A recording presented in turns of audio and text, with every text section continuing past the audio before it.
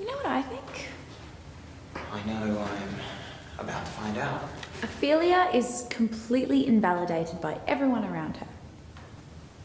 Invalidated? Mm-hmm.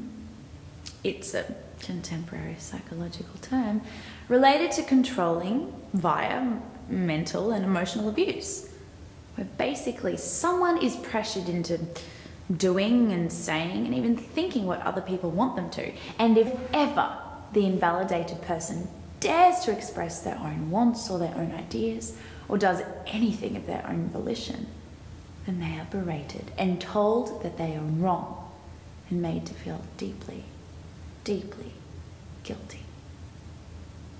Remind you of somebody? You are aware that Shakespeare wasn't all that up with the contemporary psychological terminology? An invalidated person loses a complete sense of themselves. They can't even think for themselves. They see the world through the eyes and values of the person or the people that are controlling them. They have no sense of their own identity. Where am I in all of this? I don't even know who I am. Do you know what happened if you didn't treat love sickness? I do not know, my lord, what I should think. Says Ophelia to Polonius when he questions her about Hamlet. Marry, I'll teach you. Think yourself a baby. Invalidation. Hamlet doesn't love you. Hamlet's only using you. Even her brother badgers her over and over. Do not trust your feelings for Hamlet. What you think, i.e. that Hamlet loves you, is wrong. Fear it, dear sister, fear it. Untreated lovesickness, according to Elizabethan belief, could develop into the far more dangerous condition, fit of the mother. Or hysteria. Is this some sort of classroom technique for mental torture? Look, I'm just trying to tell you what the Elizabethan audience would have recognised from Ophelia's madness behaviour. Her mind is distracted. She keeps clearing her throat as if she's choking. She beats herself in the chest. Wait, what? She beats herself in the chest? To relieve the pressure. See, against every instinct screaming out in my mind, You want to know? ask. The pressure?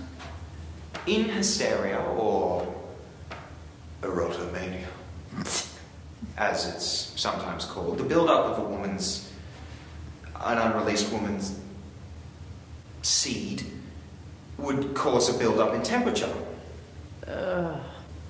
In the womb. And as we all know, hot air... Dances around, apparently, but it rises. Which causes the womb... Oh, you cannot be serious. Which presses on the diaphragm, causing choked breathing and pressure in the chest. And Shakespeare believed in this? Shakespeare's audience did, and let's face it, that's who's paying the bills. Women who suffered from erotomania sang snatches from old songs, babbled incoherently, had dishevelled hair and clothes, and, particularly, had depraved minds.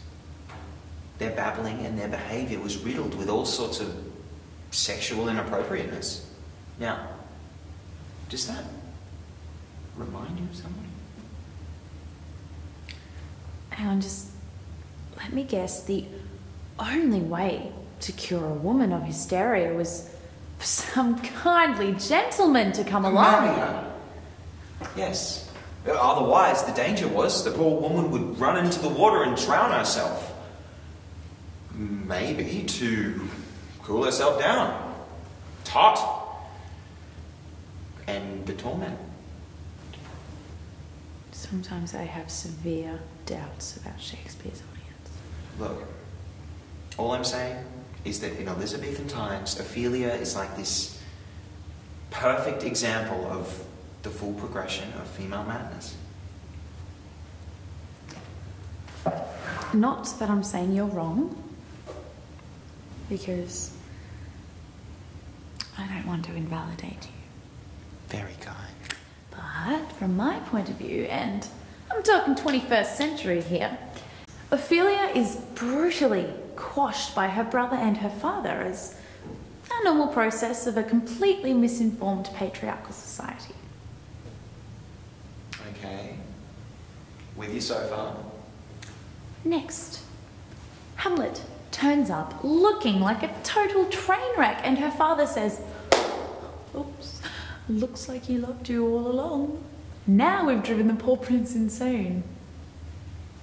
So how is that supposed to make Ophelia feel? Well, our 21st century Ophelia would probably feel pretty... Guilty! Devastated. Next, the king and her father show up and tell her that she has to act as a decoy for Hamlet so they can listen in to check his state of mind. So Ophelia now, with almost no sense of what she believes in herself, is stuck between her allegiance to the king and her father and the man that she loves, who, by the way, is a real prince and is the rightful heir to the throne. Pretty intense for our 21st century girl. And then, look at what Hamlet does. "I did love you, once. Indeed, my lord, you made me believe so. You should not have believed me. I loved you not." Invalidation, double smackdown. From what her brother and her father said, yes. And then Hamlet publicly, sexually humiliates her at the play. Lady, shall I lie in your lap? "Oh, my lord."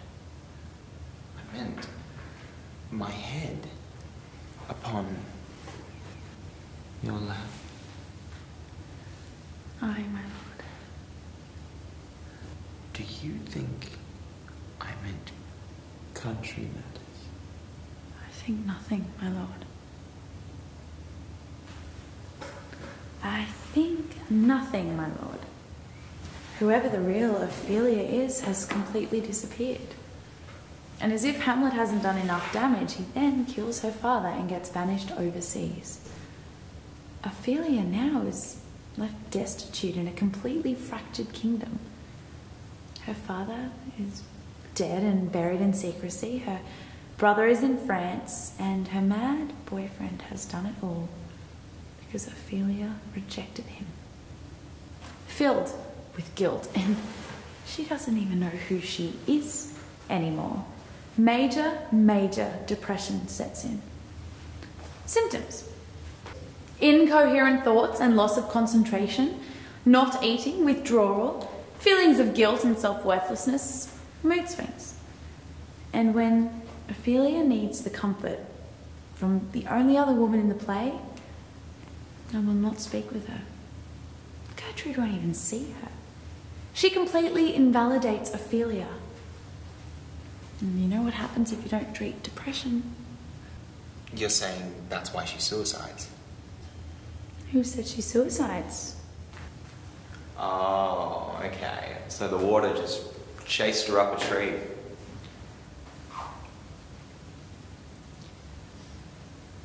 There is a willow grows aslant a brook that shows his hoar leaves in the glassy stream. There, with fantastic garlands, did she come of crowflowers, nettles, daisies, and long purples that liberal shepherds give a grosser name, but our cold maids, to dead men's fingers call them. There, on the pendant boughs her coronet weaves, clambering to hang, an envious sliver broke, when down her weedy trophies and herself fell in the weeping brook. Her clothes are spread wide and mermaid-like, the while they bore her up, which time she chanted snatches of old tunes, as one incapable of her own distress, or like a creature native and endued unto that element. But long it could not be, till that her garments, heavy with their drink, pulled the poor wretch from her melodious lay to muddy death.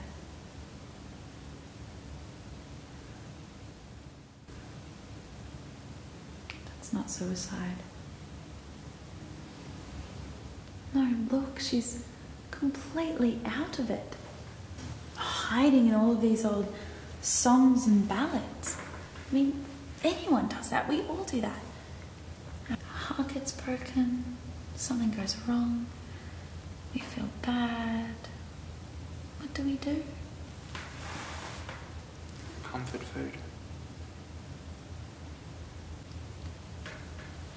Oh. What? I don't know, what? We start doing funny little sing-songs. Yes, amongst other things, but we listen to our favourite songs.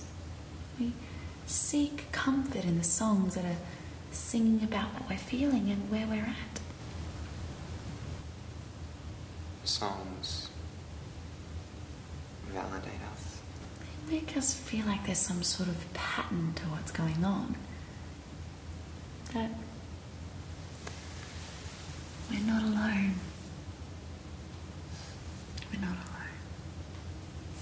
That somewhere, someone out there understands what we're going through, and that maybe it's not as bad as we thought it was. They're the songs that Ophelia is singing and hiding in. Plus, any Elizabethan audience member would have recognised that by her drowning in the stream, Ophelia is returning to water, the natural symbol that separated women from men. Fluidity. Blood, milk, tears. No. You can't use the Elizabethan argument. Why not? I just did. Okay. You can't invalidate the whole love sickness hysteria thing in favour of modern psychology and then just haul up the bones of Elizabethan symbolism to argue that it wasn't suicide. Plus the flowers. Ophelia is garlanded in flowers, right? Right, so what do they symbolise? In whose time? Any time. Love. Spring. Fertility. Grief! And remembrance. Ophelia is overcome with grief and unrequited love, and is washed clean of her agony by her natural symbol. Her drowning is a homecoming.